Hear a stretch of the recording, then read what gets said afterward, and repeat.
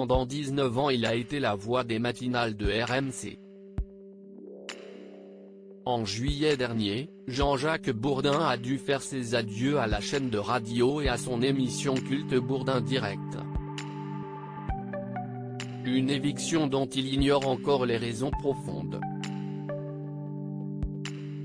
Ce dimanche 7 mars, il est revenu sur ce départ difficile et sur cette décision qu'il qualifie d'injuste dans les colonnes du JDD. J'ai été profondément affecté dans la mesure où je pense avoir très largement contribué au succès non seulement de RMC, mais également à celui de chaînes de télévision qui m'ont emboîté le pas, a-t-il confié. Dans le même temps, il n'a pas hésité à critiquer sa remplaçante Apolline de Malherbe en scène, prenant à ses audiences qui sont en baisse. S'il ne veut surtout pas accabler celle qui lui a succédé, il pointe du doigt la stratégie employée par RMC aux antipodes des valeurs de la chaîne. RMC a toujours été une radio populaire, proche de l'auditeur, loin de l'entre-soi parisien. Et je ne souhaite pas qu'elle s'égare, a-t-il affirmé avant d'ajouter, cet éloignement explique sans doute les chiffres actuels.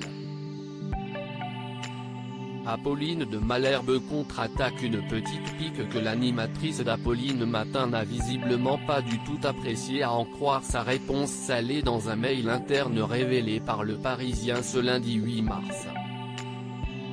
En colère, elle s'est indignée en évoquant des déclarations misérables et pleines de ressentiment. Certes, nous n'imaginions pas de sa part des encouragements. Mais j'espérais pour nous tous au moins le respect du maillot RMC, le respect du collectif, et un minimum d'honnêteté, a-t-elle regretté.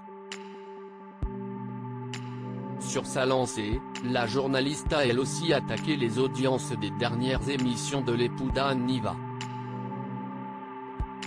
Apolline de Malherbe affirme que la matinale de Jean-Jacques Bourdin s'effondrait et que les audiences de son interview de 8h35 continuent d'ailleurs encore aujourd'hui à chuter sur l'antenne, davantage que ne baisse la tranche 6h35.